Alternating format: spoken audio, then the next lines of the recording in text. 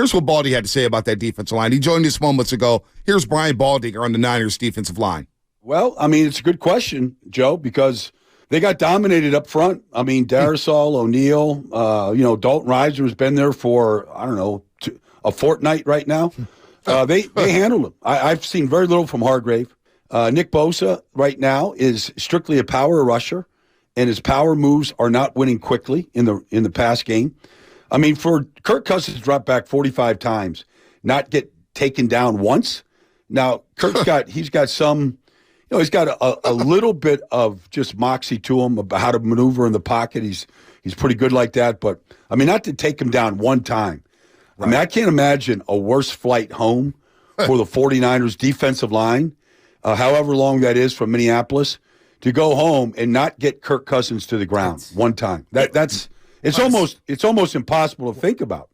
That was a 4-hour flight. We had to layover in Minnesota last year. Remember, it was like -5. Well, we ran into Stunner Man. We ran into Stunner Man and Carl Gordon. Carl, your homie. Yeah, he was listening to 95.7 the game. He screenshots, and he just doesn't even tag. He's just listening. He's tapped in. He's on the big screen. Yeah, he just sent me to his good tailor, man. Carl, right on, man. Your tailor's legit. He charged me an arm and a leg, but he's legit. So here's the first interception by Purdy, okay? They throw the pick. Vikings get the ball back. 5:30 to go. It's 22-17. Yep. 25-yard line. Yep. Bosa steps up, tackle for loss. Predictable run play. All right, that was a big tackle from him. Then they throw a deep ball, and Charvarius Ward just gets, it's 2nd and 13, a horrible penalty, inexcusable, where he totally grabs a guy, okay? They get an automatic first down.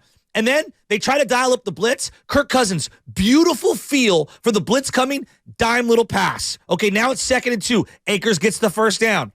And then again, they're going to pass. And again, Kirk Cousins beats the pressure and identifies it. He's at the line audibly, all right? So now it's 2nd and 8. Warner goes down. They're off for a play. Kirk, a dime again to 87, Hawkinson. It's 3rd and 3. And again, Kirk Cousins comes through with a nice play. 9 and 12 on 3rd down. My point that I'm going at, and that's sandwiched in between 2 interceptable drives from Brock Purdy. Kirk Cousins, when they needed to march the ball down the field, he did that. And he got them in a position to kick a field goal. Now, they missed the field goal, and the Niners got lucky. It should have been an 8-point game. Kirk was excellent when push came to shove, and that pressure couldn't get home. I diagnosed all those plays. Couldn't get home. Well, we all diagnosed the play, Shasky. And I'm glad you did your homework because you're doing it in real time. I'm doing it in real time.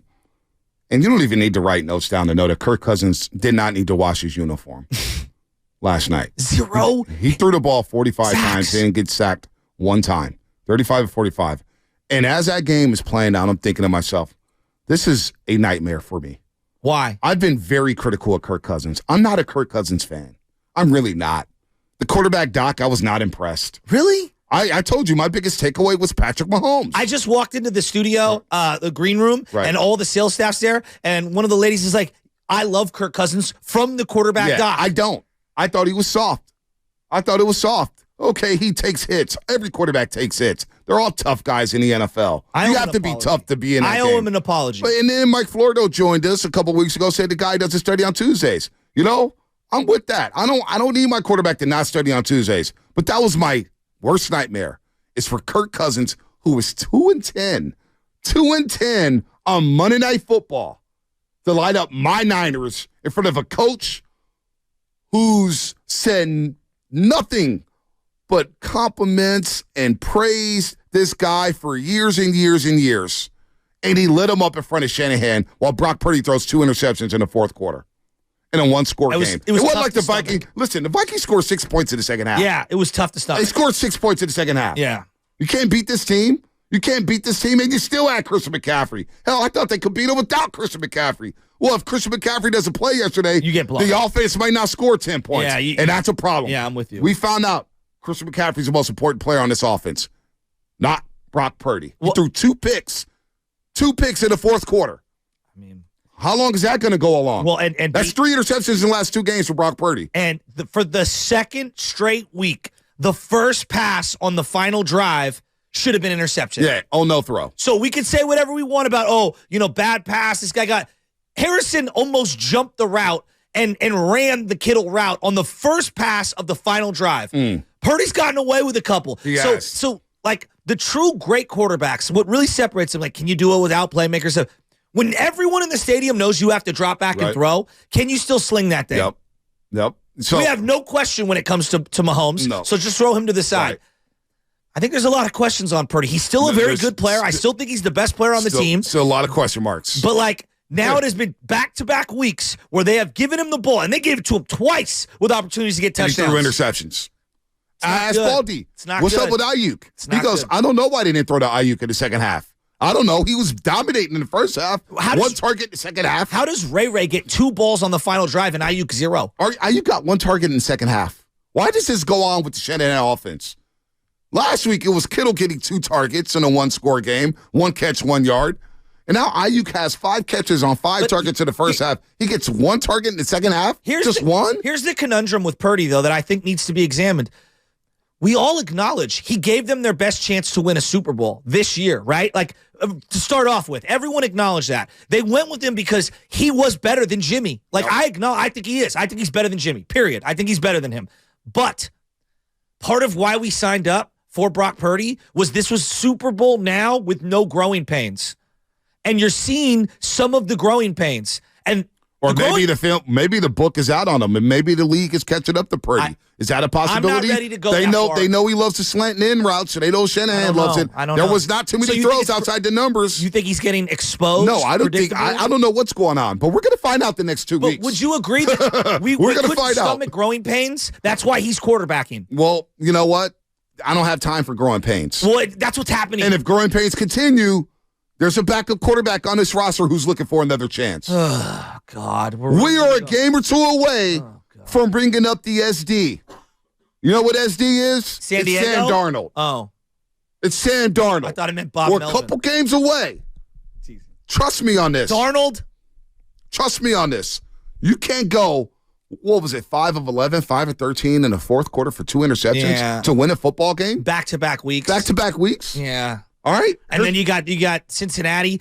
I mean, look. Kirk hold on. Looked so good last night. I hate saying it. He looked so good. Here's Shanahan on the interceptions. I thought on the first one to Juwan, he just missed the throw. And I thought he just sailed it a little bit inside, had Juwan right there. The second one, then they're soft as can be, going down without any timeouts. And he tried to lob it over a guy who was really deep. And it looked like the guy climbed the ladder and made a hell of a play. So Shanahan was not a fan of the first pick. Not a fan. He sold it. That's what he said. He sold it. Let's go to Hector in Texas. Hector, what's happening? You're on the roast. Thanks so much for taking my call, guys. How you guys doing? Oh, Good. I'm doing great, Well, I mean, I'd baby. be doing a lot it's better. NBA opening night. NBA opening night. And the Lakers have to watch the Nuggets get their championship rings, and my Warriors get to host the Suns. You like that, Spinoti? Fuel to the Hope fire. you shine them up. Shine up Jokic's ring, will you? Go ahead, Hector. Well, I wanted to share why last night's loss was so frustrating, but then end it with why I'm still optimistic. Is that all right? Yeah, give me some optimism. I'd love to hear it. This fan base needs some optimism right now, Hector. Yeah. Okay. Well, why it was frustrating for me is because I thought, like many people did, that we have right now a quarterback who transcends the constraints of a tight game and overcomes a bad performance of the defense. A quarterback who can carry us. And I didn't see that last night. I saw Brock Purdy, and I'm still rooting for him, just like I did for Jimmy and Alex and like all those guys. I'm still rooting for him. But I didn't see that transcendent quarterback. I saw him throw 2 picks in the fourth quarter. And if you put Jimmy in that game, or anyone that we've had in the past in that game that we really criticize, imagine the tone the next morning, right? Imagine how that conversation goes. I think Jimmy now, gets sacked 8 times last night. But continue. Yeah, I think so too. Yeah, I think now again, Brock is better. I think Brock. We're only halfway through the season. I think Brock is going to get better and do some great things. But as of now, I don't think he transcends to the next level. And yet, we've seen that in the past years of this team. We've seen when the Arizona Cardinals came to Levi's, it embarrassed our defense. We've seen injuries. We've seen our team start 2-3, 3-5, And yet we pull it together when it matters. We push so you think in the playoffs. So you're optimistic that we could go on a run here. You're optimistic we go on a run here, huh? I am, because I've seen us start worse off. I've seen us start 7-3, 3-5. Can we stop flippantly saying transcendent? That's fair. There's one transcendent player in the league right now. It's Patrick Mahomes. Patrick Mahomes. Yeah. It's not Justin Herbert. Lamar shows flashes. Lamar Jackson has it. Yeah. He's in the MVP conversation. He is absolutely in the MVP conversation.